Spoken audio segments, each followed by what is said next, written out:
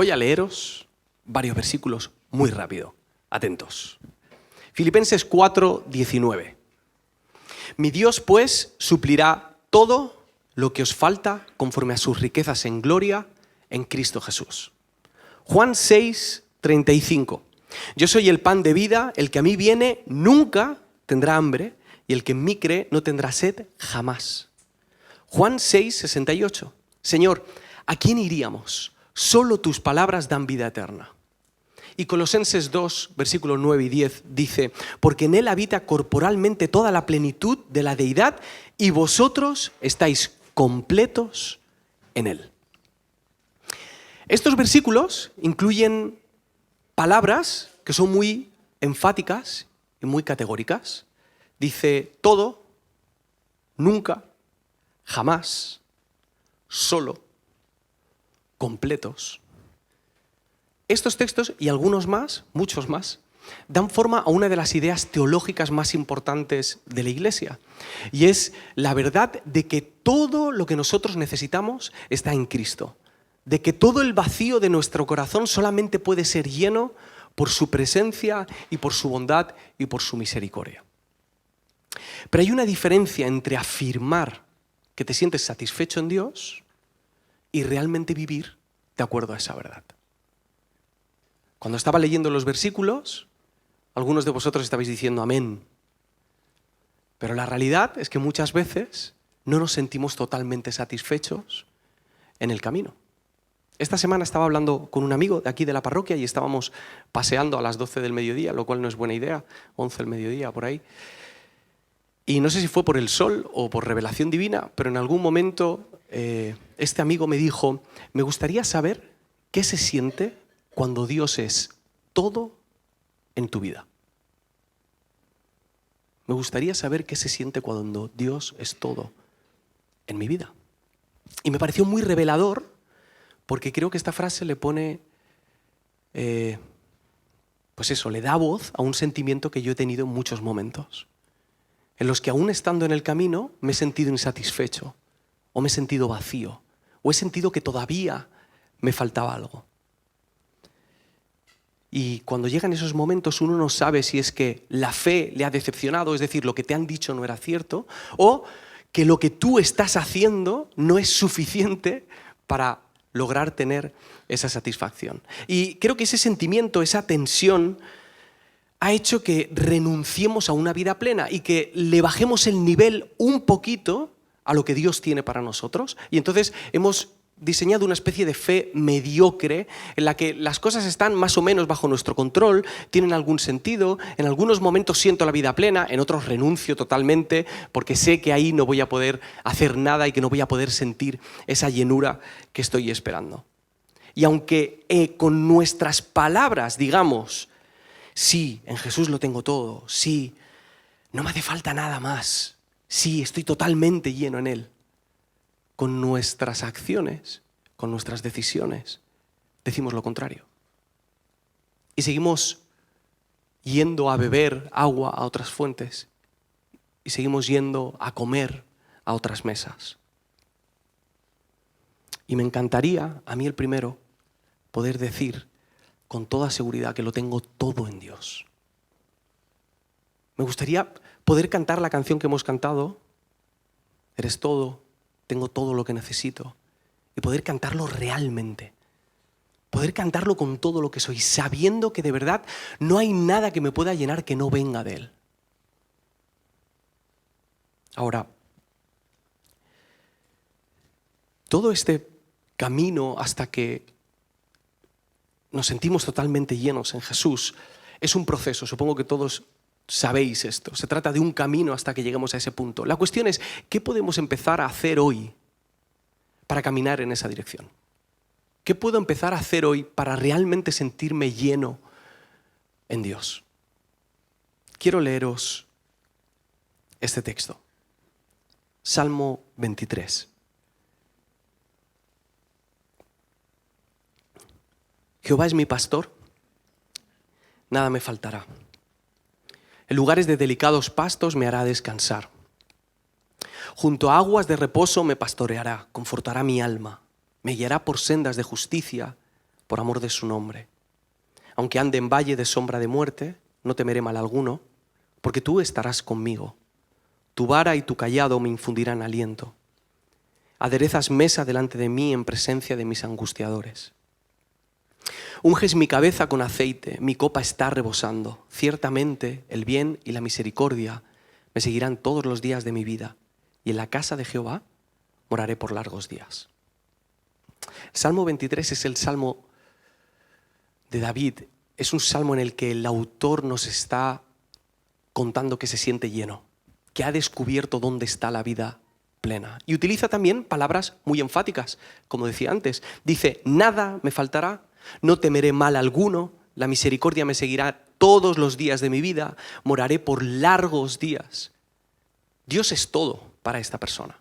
Él sabe que en el camino no le va a faltar dirección, protección, descanso, provisión, seguridad, consuelo, aliento, fuerza, alivio. Él sabe que va a encontrar todas esas cosas en el camino. Pero esta oración es mucho más que saber lo que Dios puede darte, que es el enfoque que muchas veces le damos a este texto. Yo puedo obtener todo esto si me acerco a Dios. Es mucho más que eso. David está escribiendo una poesía, una canción que a la vez nos está contando cuál es su historia con Dios y su relación con Dios. Está hablando de cómo él ve a Dios y de cómo se siente él delante de Dios. Imaginemos que ponemos nuestras oraciones frente a las oraciones de David. Ponemos nuestras oraciones en momentos de hambre frente a esta oración del rey David. Hay algunos aspectos que tienen que ver con las peticiones que podemos compararlos y pueden ser muy útiles para nuestra oración. Pero hay algo que es más interesante y es no solamente que comparemos nuestras peticiones, sino que comparemos el tipo de Dios con el que nos estamos relacionando.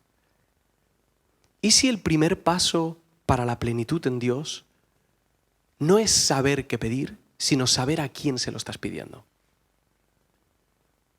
¿Y si tiene que ver más con el tipo de Dios que nos relacionamos que con las cosas que nosotros le pedimos a ese Dios? ¿Y si las cosas que le pedimos a ese Dios de alguna manera nos están diciendo cuál es el tipo de Dios con el que creemos que nos estamos relacionando? Y el primer versículo empieza con esta sentencia.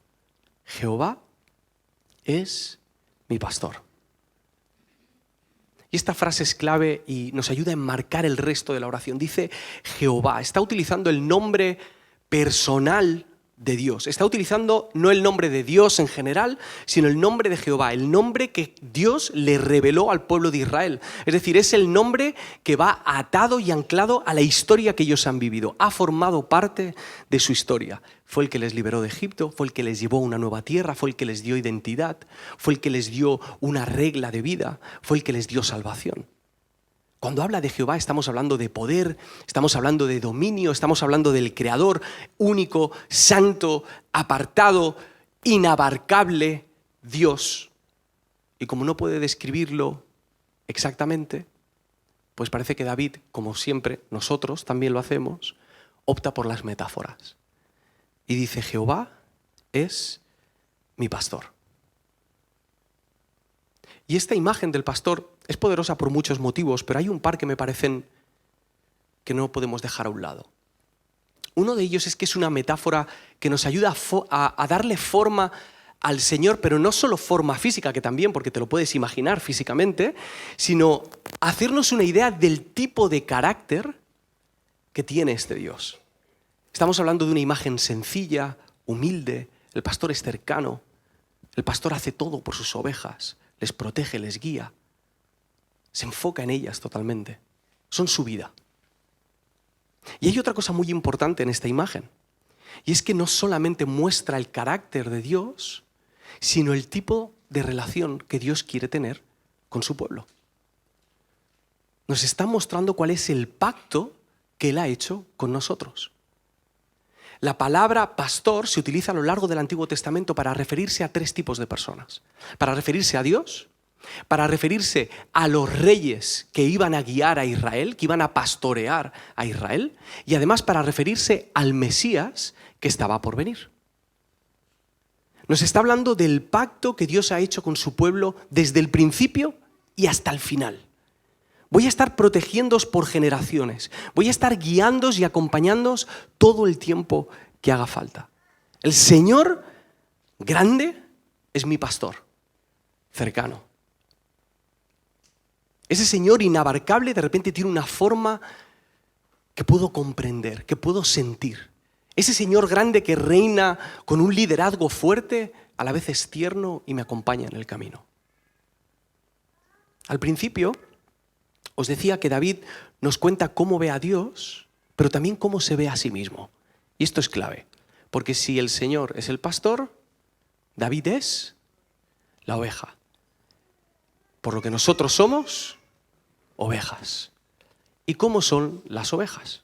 Bueno, pues os enseño un titular. 450 ovejas turcas saltan a la muerte. Y ahora os leo la noticia, ¿vale? La tengo, no está ahí, Dani, la tengo yo aquí. Un grupo de pastores turcos que cuidaban sus rebaños vieron sorprendidos el momento en que una de las ovejas tomó carrera y se lanzó por un precipicio.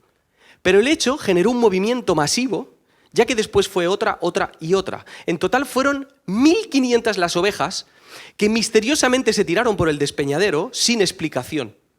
Mientras los pastores, que por cierto estaban desayunando, desesperados veían cómo morían sus animales en el fondo del precipicio. De las 1.500 que se lanzaron, murieron 450. ¿Por qué? Bueno, exacto. El fenómeno encuentra explicación en que las primeras murieron, pero su abundante lana formó un colchón que actuó como amortiguador de la caída de las últimas. En otros diarios dice que la explicación por la cual se lanzaron todas no es tan misteriosa. O sea, a las ovejas, con la mínima provocación de que una de ellas se lance, las demás van detrás. ¿Sabéis la frasecita esta de madre? De si tu amigo se tira por un puente, tú te tiras por un puente. Pues tiene fundamento, ¿vale? Científicamente comprobado. Los cristianos, cuando hablamos de la fe e intentamos describirnos a nosotros mismos, optamos por otros animales que molan bastante más, ¿no? O sea, el águila, el búfalo, astutos como serpientes. Y preferimos utilizar esas imágenes, pero David ha descubierto que es una oveja. David ha descubierto que es torpe, que es incapaz para vivir por sus propias fuerzas, que es incapaz de buscar su propio alimento y que mientras que él siga buscando el alimento por sí mismo, va a seguir sintiendo hambre. Y solamente cuando reconoce que Jehová es su pastor, es cuando puede decir, nada me faltará. Y esta metáfora del Señor como pastor, gracias a Dios, en algún momento dejó de ser poesía para convertirse en persona. En algún momento salió del mundo de las ideas para convertirse en algo real y tangible.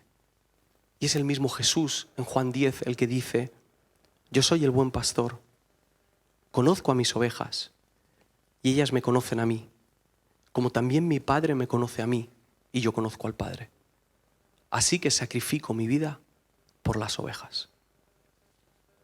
O sea, esta metáfora era tan necesario que se hiciese real, que el mismo Jesús estuvo dispuesto a venir no solo para decirnos que es el pastor, sino para convertirse en ese pastor, para encarnar a ese pastor. Y más allá, para que nosotros entendamos todo lo que Dios quiere poner en nosotros, todo lo que Dios quiere darnos, cómo quiere llenarnos, está dispuesto el pastor a convertirse en una oveja. Dice Isaías 53, que fue llevado como un cordero al matadero, como oveja delante de sus trasquiladores. Para que nosotros podamos entender que ese sentimiento de vacío y de insatisfacción que hay en nuestra alma realmente se puede llenar en la vida del pastor. ¿Por qué es tan importante esta primera declaración de David? Porque cuando aceptamos que somos ovejas y cuando empezamos a relacionarnos con Dios como nuestro Señor y nuestro pastor, podemos decir con seguridad, nada me faltará. Dallas Willard, en un libro que escribió sobre el Salmo 23, dice, el secreto para vivir una vida sin carencias está enraizado en nuestro conocimiento de Dios. Cuando ese conocimiento no está en nuestra mente, todo se desmorona. cuando nosotros entendemos quién es Dios y lo que es para nosotros y el tipo de relación que quiere tener con cada uno de nosotros, es cuando empezamos a sentirnos satisfechos, empezamos a pedir de otro modo, empezamos a decirle otras cosas y lo decimos con una confianza distinta. Yo a veces comparo mis oraciones con las de David y me llevo unos chascos. Al menos con esta. Hay otras con las que me siento más identificado. Pero con esta se me hace difícil. Porque él dice con una seguridad, nada me faltará. O sea, yo cuando estoy orando, o leo este texto y digo, nada me faltará. Bueno. Nada, ¿no? Y empiezo como a redefinir lo que dice la Biblia con tal de amoldarlo y que se adapte a mi realidad. Pero él lo dice con una seguridad. Siglos después, el apóstol Pablo en Efesios 3, versículo 19 dice, para que seáis llenos de toda la plenitud de Dios y a aquel que es poderoso para hacer todas las cosas mucho más abundantemente de lo que pedimos o entendemos. Este versículo lo leí hace como 2 o 3 semanas, aquí en una enseñanza, y ha estado como en repeat ahí en mi cabeza, y siento como que esta idea, o que el Señor me está insistiendo con esta idea, porque yo intento ser muy correcto con mis oraciones. ¿Sabes? Intento ser como educado con el Señor, como no molestarle. No voy a pedirle algo demasiado complicado a Dios, ¿no? Que tiene muchísimas cosas que hacer.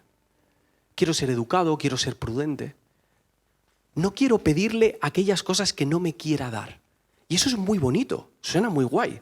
Pero entonces mi cabeza entra en un juego que no me gusta nada y es intentar adivinar qué es lo que Dios me quiere dar para poder pedírselo.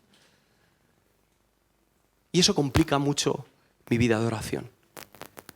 Y creo que el Señor, al menos a mí, me está llamando a acercarme a Él y a pedirle con libertad. A pedirle a Dios conforme a su poder, no conforme a mi poder. Cuando yo le pido a Dios conforme a mis posibilidades, yo no estoy siendo humilde, yo no estoy haciéndome pequeño, yo estoy haciendo pequeño a Dios. Estoy pidiéndole según mis ideas, según mi control, según mi poder, mis habilidades. Y esa diplomacia con la que me acerco al Señor muchas veces no es otra cosa que incredulidad enmascarada en educación. ¿Por qué no le pedimos a Dios lo que sentimos que necesitamos y que sea Él el que nos diga sí o no? Al orar, creo que es preferible equivocarse de petición que equivocarse de Dios. Creo que es preferible acercarme a Dios con una petición incorrecta y dejar que Él me diga que no, que acercarme a Dios pensando que es más pequeño de lo que es.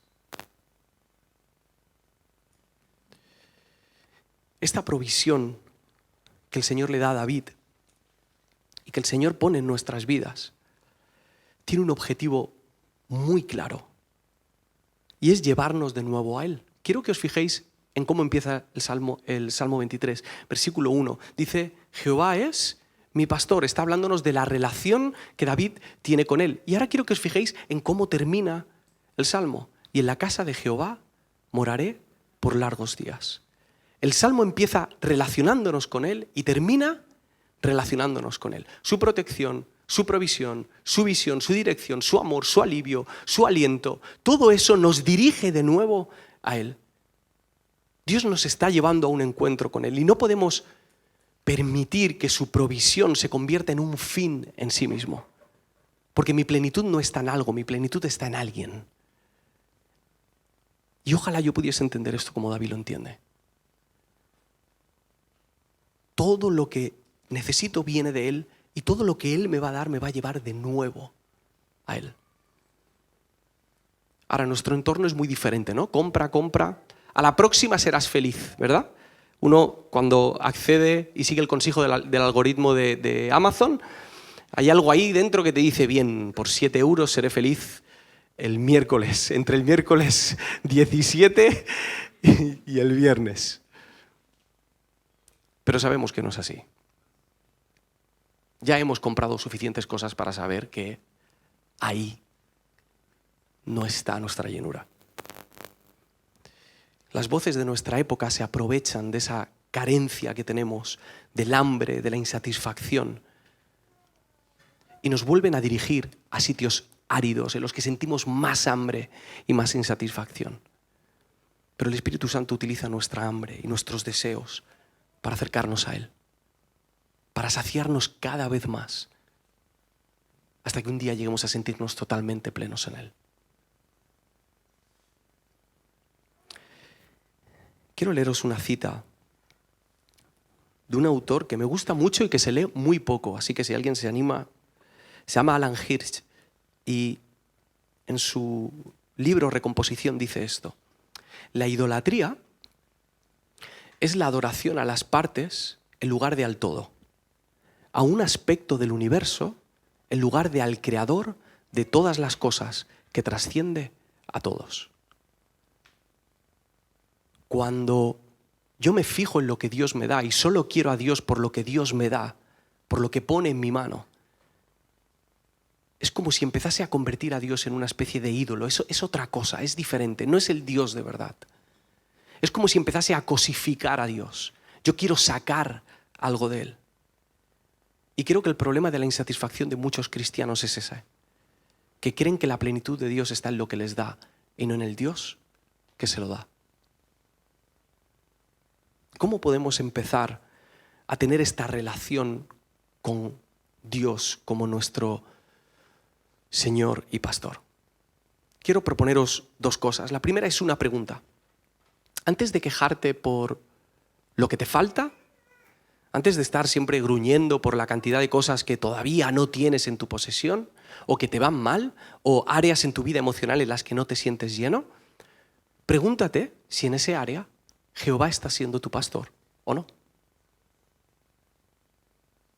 Porque muchas veces, cuando nosotros nos acercamos a Dios diciendo: Señor, necesito que me ayudes en mi provisión económica, por poner un ejemplo, se lo estamos pidiendo y en ningún momento hemos dejado que el Señor sea nuestro pastor en nuestra área económica. Y antes de pedirle: Señor, dame más, deberíamos preguntarnos: Señor, ¿estás pastoreándome en este área? He llegado a este punto porque te he desobedecido, porque he ignorado tus consejos. Y lo siguiente que quería animaros a hacer, y es una propuesta para toda la iglesia durante el mes de julio, es que oremos juntos los salmos. Empezamos el año leyendo los 23 primeros salmos, no sé si os acordáis algunos. Terminamos en el 23 y hoy recuperamos la lectura de los salmos empezando con el 23 y con un plan de lectura que ahora os pondremos en un ratito en pantalla para que sepáis cómo funciona. Pero la idea es que durante este mes nosotros podamos dejar que estas canciones que fueron de ayuda y de soporte y de aliento y de provisión para la iglesia primitiva, esto es lo que ellos oraban, esto es lo que ellos cantaban, que estas mismas canciones puedan apoyarnos en este mes de julio. Normalmente el verano es una época peligrosa en la que el pasito que hemos dado de enero a junio lo perdemos y damos 2 pasitos para atrás. Que no dejemos que eso nos ocurra. Cantar estos salmos y hacerlos parte de nuestra oración es muy importante. Quiero enseñaros un vídeo que a mí me ayuda a entender cuál es el efecto que tienen los salmos o la lectura de los salmos en nuestra vida. Pero antes os pongo en contexto, antes de ver el vídeo. Os enseño una foto. Este hombre se llama Lewis Capaldi. No sé si alguno lo habréis visto, esta semana ha sido viral.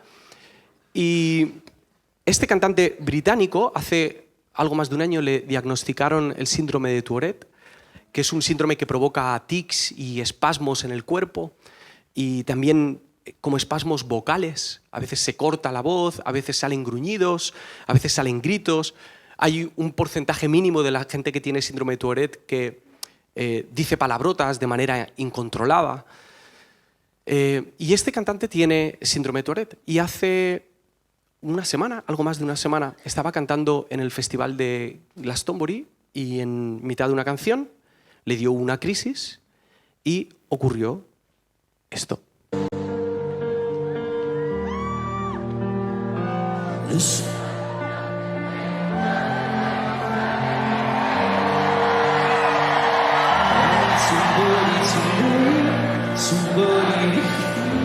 Somebody just to know.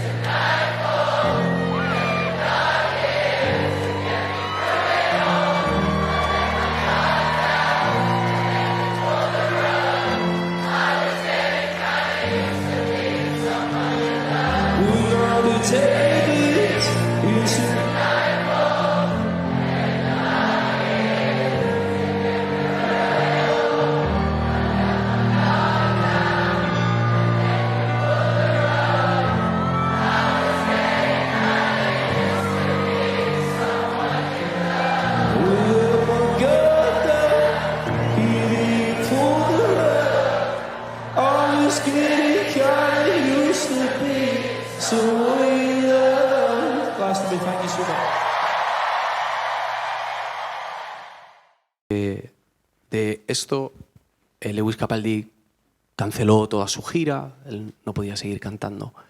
Y con mucho respeto a lo que este hombre y muchas personas sufren, yo creo que los salmos son como esa multitud que canta por nosotros. Yo creo que los salmos son esas canciones que ponen palabras en nuestra boca cuando nosotros ya no sabemos qué decir. Y de alguna manera nos arrastran y nos llevan al sitio al que Dios quiere llevarnos. Los protestantes nos hemos perdido mucho de la oración de los salmos porque hemos hecho una mala interpretación de no hagáis vanas repeticiones en la oración. Pero ¿quién te ha dicho que la lectura de un salmo es algo vano? ¿Por qué las palabras de alguien en otro momento de la historia, su experiencia vital, espiritual y profunda con Dios, no iba a ser útil para nosotros hoy en día?